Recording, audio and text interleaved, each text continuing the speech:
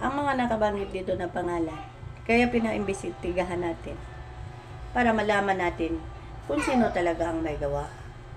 Hindi naman natin talaga ito hinayaan na siya, tinuturo talaga na siya ang may gawa.